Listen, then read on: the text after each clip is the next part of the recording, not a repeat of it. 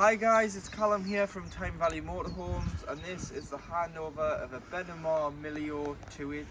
So as we start the walk round on the driver's side of the vehicle first, the first point you get to is your mains connection point.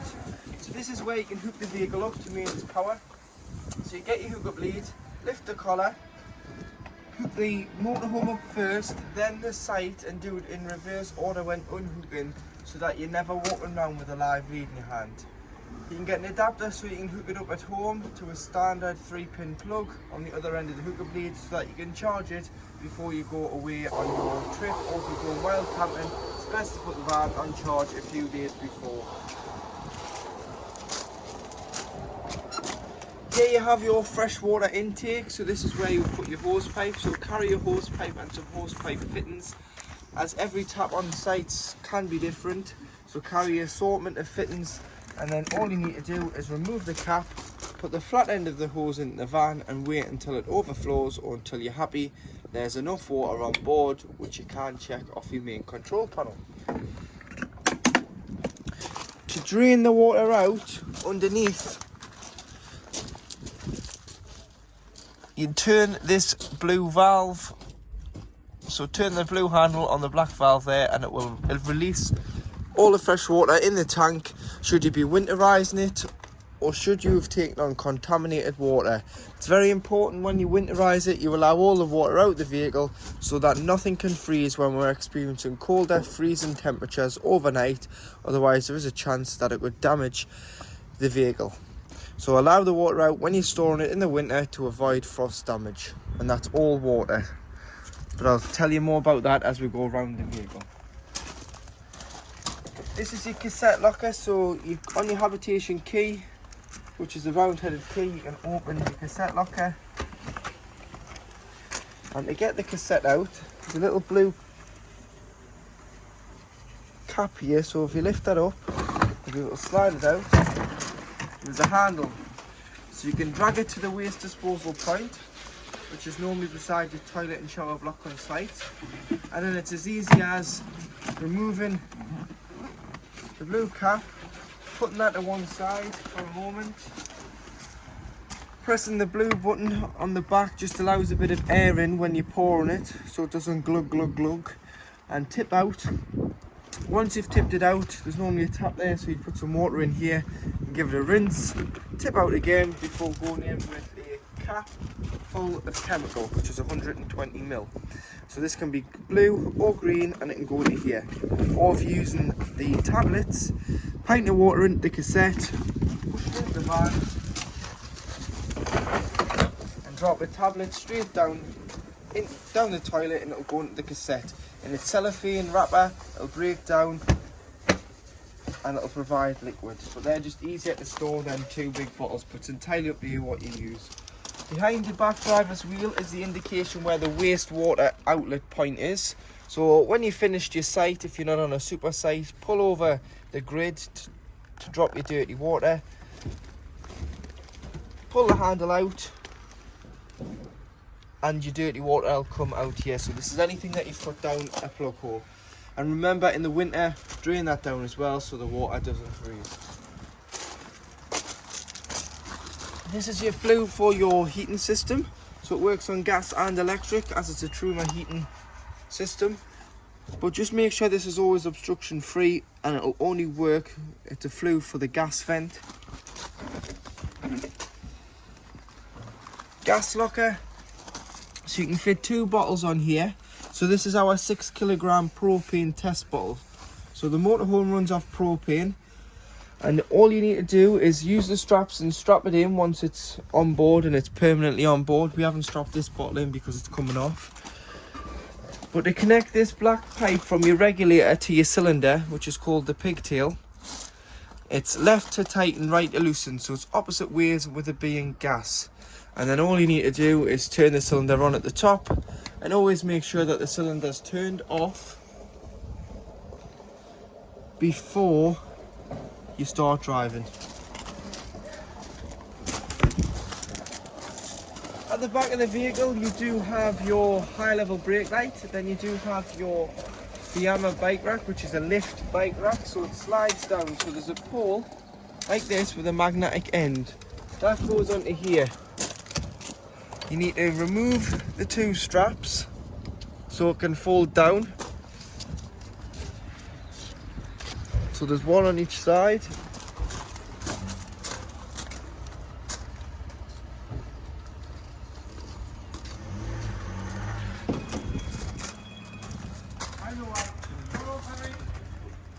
So once you've removed the straps and connected your handle, you'll be able to wind the bike rack down. So you can wind it down so it's lower, so you don't have to lift those heavy bikes as high. So you can wind it down.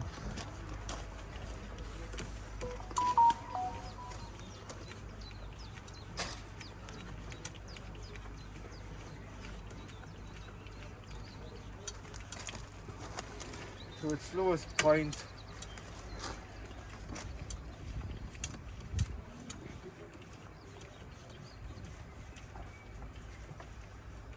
Which is there. And then all you do is you can adjust how long your bike frame is by just pulling the straps along to secure the wheels. So depending on the length of your bike frame, secure the wheels.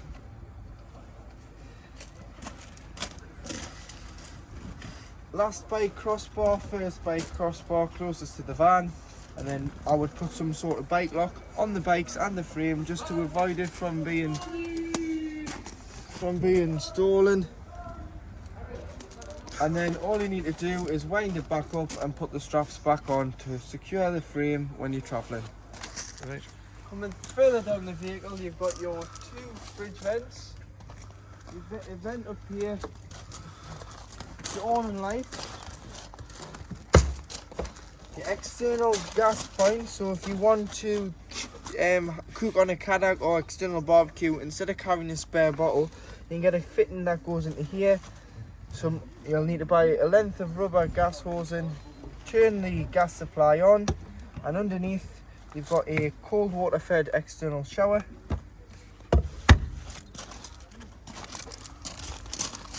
At the cab door, you do have your diesel filler, which opens with the main ignition key, and then underneath you've got AdBlue. So AdBlue cleans your exhaust system out so it doesn't pollute bad fumes and odours into the environment.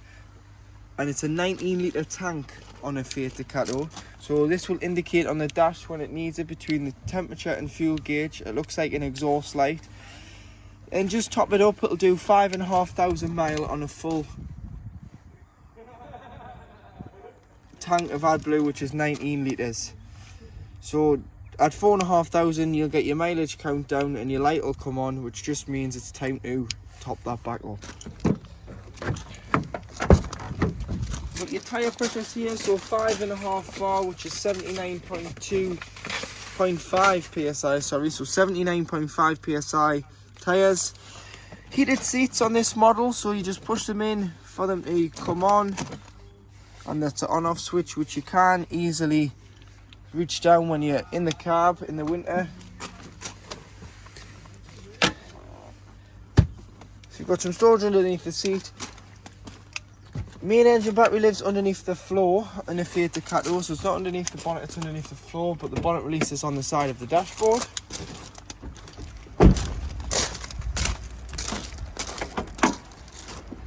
And underneath the dash you've got all your fluids, so you've got your screen wash. Lift this cover off with the 3 tabs and you've got your power steering, your coolant and your brake fluid, your oil and your oil dipstick and your earthing point, and then you've got your air intake. Lift this up with your key in the flap and you've got your positive for giving or receiving a jump start. Weight plate, so 3.5 ton gross vehicle weight. If you were to put a tow bar on, 5.5 ton train weight, so it's 2 ton you can tow behind the motorhome. To work your Benimar 12 volt control panel, if you hooked up you'll get this light here, which means you're receiving mains 240 volt. You've got your master switch here, which turns the vehicle on and off. And then you can turn your 12 volt system on, which is just this button here, which runs all the lights, the pumps. So turn your 12 volt on, turn your pump on, making sure that you've got enough water on board, which I'll show you how to check in a moment. You've got your awning light, which is the light on the outside of the vehicle. And you do have, going down the side, one of the trailer, which is your leisure battery reading. Take the hook about to get a true reading of your leisure battery. One of the truck, which is your cab battery. Fresh water is this one here. When that goes into empty, it'll go red, and when the other one goes red, it means the waste's full and it's time to drop your wastewater. So that's your control panel. It's very simple to use. Obviously on off, 12 volt on off, pump, which you've got to have on for your taps, toilet, shower, exterior shower, awning light if you're sitting outside, leisure battery reading, vehicle battery reading, fresh water reading. So to operate your digital Truma CP control panel, to turn the system on and off, you'd press and hold to turn it off, press it once to turn it on and it'll come on, and then to get into the menu you just press it once. You'll notice you've got a thermometer with it in a van flashing at the top corner. If you press enter, this is how hot you want your vehicle. So you've got all the way off in the summer when you don't want the heating, or you've got all the way to 30 degrees in the winter when it's very cold. So once you're happy, so if we say 27 degrees there, that's how hot I want the inside of the motorhome to be, I'd press enter, and that'll save that at 27 degrees. Now you've got a thermometer in some water. This is how hot you want your water. So if you don't have any water on board, you'd have it on off. 40 degrees for showering, 60 degrees for doing your dishes, but it's entirely up to yourself how hot you want your water. Or you've got boost, which will turn off your heating and prioritize your water first. But for this, we'll just say 60 degrees because we want the heating to run along with the water. Next, you've got what source you're heating the water and the vehicle off. So you've got gas, so make sure your gas bottle's on and it's turned on. You've got mix 1, which is 750 watts of electric and gas. You've got mix 2, which is 1850 watts of electric plus gas. So you'd use mix 2 in the winter. If you're away and it was really cold, use a mix 2. Will boost the vehicle up to temperature because you're using both sources together. Then you can turn it over to electric. So you've got electric 750 watts EL1, and you've got EL2, which is 1850 watts of electric. Don't waste your gas if you're on a site, unless you're away and it's really cold and you're using mix 2 for the first 10-15 minutes. Then allow electric to continue to heat the motorhome and maintain the temperature. Because if you're on a site, you've paid your site fees after all, you'll not want to waste your gas. Then you've got your fan in the top right hand corner, so eco or high or boost. This is just a 12 volt assisted fan. So eco will use less 12 volt. High obviously uses more fan speed, so it's going to use a little bit more 12 volt. And boost uses full power on the fan, which is going to use the most out of the 12 volt battery. Sleep with it on eco because it's a lot quieter than sleeping with it on anything else. If you're going to sleep with the heating on in the winter, you've got a timer so you can time the heating to come on and off just the once though. Clock in the middle, and then spanner. You can go all the way down to reset, and to reset the control panel, if you ever get a warning triangle in the middle, reset, preset, click again, and it will restart your control panel. And then to turn off, press and hold, and it'll say off, and it'll completely turn itself off. So in the kitchen area, as long as you've got your pump on your main control panel, you'll be able to open the tap and you'll have a pressurized flow of water, hot if it's been warmed up on the boiler, and cold should come through straight away. So this is your hot water.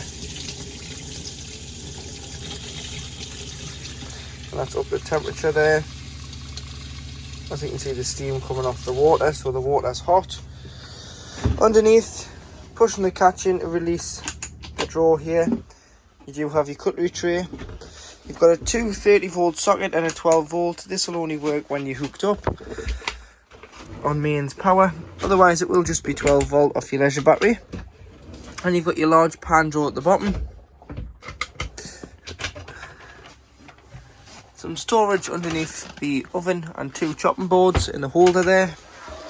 And then on the hob, as long as you're hooked up, you've got 1 electric hot plate.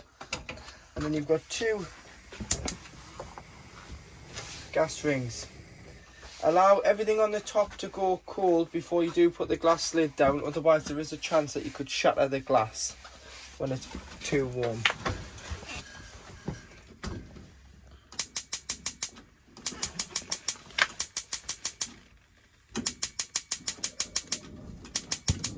So oven at the bottom, which you can see there is lit, and above you do have your grill.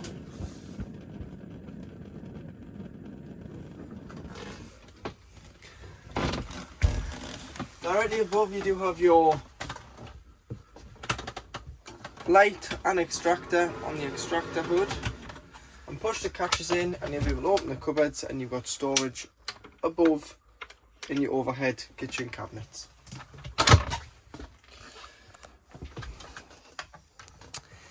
Here you've got a microwave, which is an 800 watt mains microwave, so you've got to be hooked up for this to work. And you've got your fridge, freezer. I'm going to insert a video next on how to operate this type of fridge freezer. You have your fridge freezer. So I'll show you how to use this. So in the middle here, you've got your control panel. So you turn it on and off here.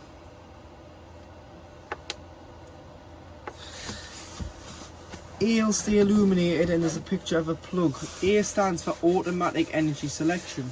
So it picks out the best source that's available to the fridge. So we're hooked up now, so it's gone to hook up. We've also got the gas turned on, but it knows not to waste gas when hookup is on board, because hookup takes priority. So if you're on a site or if you're at home pre-chilling, have it on hookup. If I was to then take the hookup out the vehicle, it will switch over to gas and self-ignite by itself. Or if I was to start the engine, it would switch over again to 12 volt from the engine when the engine is running only, and it keeps it like a giant cool box. So it's like a travel mode. So it'll keep the shopping nice and fresh at the temperature it was previously set at. So it's got to be pre-chilled beforehand on either gas or electric, and you can travel with this and it'll just keep it nice and fresh. If you want to turn it off automatic, you've just got to press this button here, and now it's on mains by itself because you've selected that. Battery by itself, code 6, failure, loss of 12 volt because the engine isn't running, or you can self-select gas. Please note, with the automatic energy selection mode, it waits 20 minutes before lighting on gas once you've turned the engine off, as this is a safety mode in case you have forgot to turn your bottle off. You've pulled into a petrol forecourt to fill up with diesel. The last thing you want is this sparking in a petrol forecourt. So you just have to manually select it for the first 20 minutes before bringing it back to automatic. Here you have your temperature, so 5 being the coldest when pre-chilling. Once you have put your shopping on board, turn it down to 3 or 4 max so it doesn't freeze the shopping, and then you can turn this on and it stops the temperature of the fridge and freezer from condensing this control panel here, and stops the doors from sticking with the rubbers. One thing I will say about the fridge is when you don't use it, you've got to leave the doors open. So if you're parking it up on the drive or parking it up for a couple of weeks, don't leave the doors shut because it traps the air in and it'll start to smell. So underneath both, you've got these little toggles, and you just put the toggles into the hinges.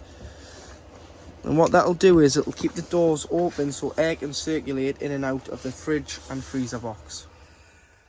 So in your washroom area, you've got your large shower cubicle. with hanging rails. So this works if you've got wet towels, but also put a couple of hangers on there and hang your wet coats if you've been caught in the rain. And it'll drip dry into here. Put the heating on. It's the smallest part in the vehicle.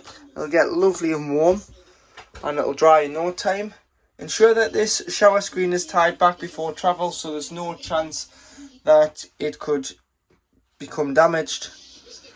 And always ensure that when you winterize the van, so you part it up for the winter, you want to ensure that no water sits in this pipe. So the best way to go about this is actually unscrew the shower head from the hose and take the hose off the holder and lie it in the shower tray. With the mixer taps throughout the van open, it'll mean any water in the pipes behind all the furniture in the vehicle and any water in this pipe will drain out. So leave this tap open, the kitchen tap and the hand basin tap. Now getting on to how to operate your Fedford toilet. So you can turn it round and spin the toilet. You press the blue button, which will give you a fresh water flush. Put a small amount of water in the bowl of the toilet before you use it. And then what you want to do before you use the toilet is open the blade. And the blade handle is this grey handle here, so you want to slide it to your right. Use the toilet, flush it after use, and then close the blade back to the left. To seal the cassette, I mean you get no spills, no smells, because the cassette's physically closed. And when the cassette indicates it's full, this will go from green to red. It means you can pull the cassette straight out the side of the van. Otherwise, if it was open, the mechanism is engaged and it won't come out. You've got your toilet roll holder there, soap, toothbrush holder, toiletry cabinet, bathroom lights, this one here, and you've got two towel rails, or three should I say, around to the side of the door and one near the shower. To operate your electric drop down beds, there's a switch here, so you can pull the bed down.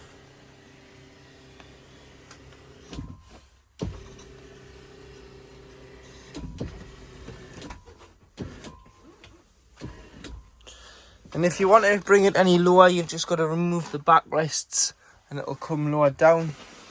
And then a ladder would clip on to here, the ladder fixing points, which is in the garage, and you do have safety nets which clip onto these on the ceiling if you're putting children up there.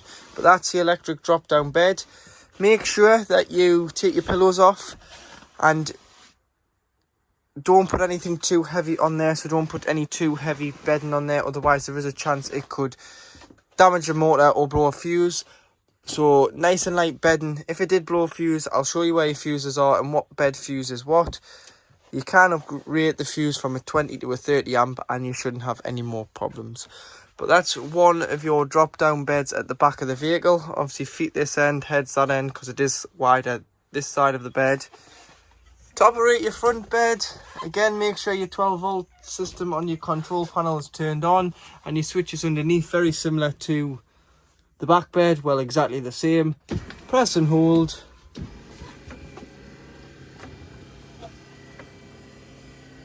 And you'll be able to bring it down until it stops. You can see that the safety nets on this one are already attached. You can just unclip them should you not need them. Your ladder is in the garage, so it just clips on here. 230 kilograms max weight on the bed. And it does tell you there that you do have a fail safe, so making sure that you take your pillows off, very similar to the back bed like I've already explained. But you've got a fail safe, so underneath the cabinet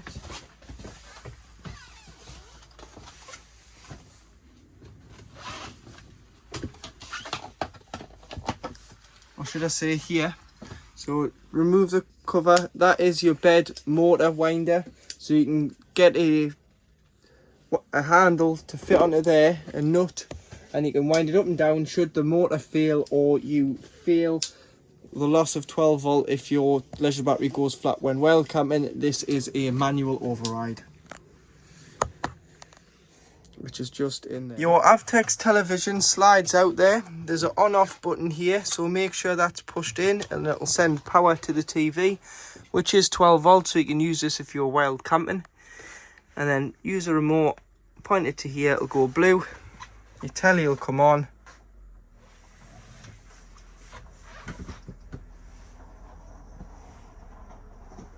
and then you'll be able to please retune your telly every time you move locations, because you'll be getting different signals. And it's AQT, press and hold, and it'll start to do a auto search. On the top there, you can lift this up and spin the TV round if you wanted it to be watched in the front of the vehicle, and then it would just clip into place. So squeeze this when you want it to come back out. Above the microwave you do have your TV booster, so it's a fixed TV aerial, but you can use the dial here to boost the amplifier or bring it down if it's too strong. And your heating system is iNet ready, so if you put a SIM card in there, you can text the heating remotely from the vehicle and set the heating and hot water, and use the app by putting a SIM into the iNet box, which is just on the top. Your freestanding table lives in the back driver's side wardrobe, and it does clip into the fixture in the floor. So just take the cover off. You've got a leg there and you can put that on there. Storage up here, storage on there. This, I'd imagine, is a wireless phone charger, but will only work when hooked up, so you'll be able to pop your phone on there and charge it, but that will be mains. Storage this side in your large U-shape rear lounge. Slide out condiment cupboard. So in the back driver's corner of the vehicle, where the cowl is on the outside of the van, this is your boiler. So this heats the heating via the ducts and also heats the water. So this is a 10-litre water storage container. So it's like an old boiler where it heats the water and stores it. In the winter, you don't want it to store the 10 litres of water because it could freeze. This here is a Truma anti-frost valve. When it detects 3 degrees or less, there's a button which you can, where my finger is, just down here. It'll pop out and it'll allow all that 10 litres of water directly out underneath the vehicle to avoid it from freezing. But the best way to do is, if you're parking it up, physically drain it down yourself. So all your waste, all your fresh, all your taps open, come to the boiler and turn it. You see the buttons popped out there. Do it without the pump on so that it doesn't kick back in and fill it as it's trying to pump it out. And then when you're ready to reuse it, turn the diamond back to the position it's in now and press the button. If the button stays in, great. You can now fill the vehicle with water. If it doesn't stay in, what you need to do is, before you fill it with water, or before you can still fill it with water, but don't put the pump on, because as soon as you put the pump on, it's going to try and fill and it's going to just drain that water that you've put in. So what I would do is, if it doesn't stay in, put the heating on 30 degrees on its own for 10-15 minutes, and then this area gets warm. Push the button in, it'll stay in, and you can pressurize the water through. So pump on, hot side of the tap, it'll cough,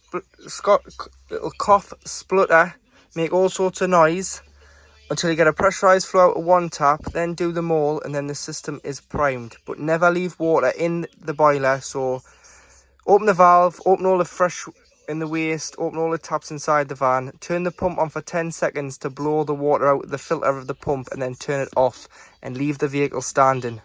When you come to reuse it, close the boiler, fill it with water, pressurize it through the taps. Cold, hot. Hot is when it'll start transferring it from the freshwater tank into here. So it's going to bring loads of air out until you get a pressurized flow on one tap. Then once you've got it on one tap, do them all, and then your system is primed for the season. But please drain it down, because it's not covered under warranty and it's a very costly mistake to make. So underneath the side facing bench seat, behind the passenger seat, you've got your charger, which will illuminate when hooked up and charge your leisure battery. You've got your trips here. So if you trip the vehicle, try here before you try your main sight.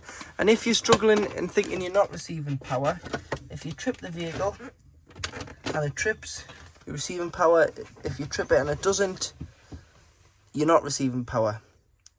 We've had mains power on, but we've moved the vehicle around to the back of the yard so there's no power on now, so it's not tripping, but it would if you were hooked up. And you've also got your main trip testers there, so you can, if your MCBs trip, you can try there before you try your main sight. Removing the plastic cover, you've got your fuses, so do carry some spare fuses with you. And if you go to this one here, this 20 amps, so 4 fuses along is your main bed fuse. So if you have blown that fuse, if you pull it out,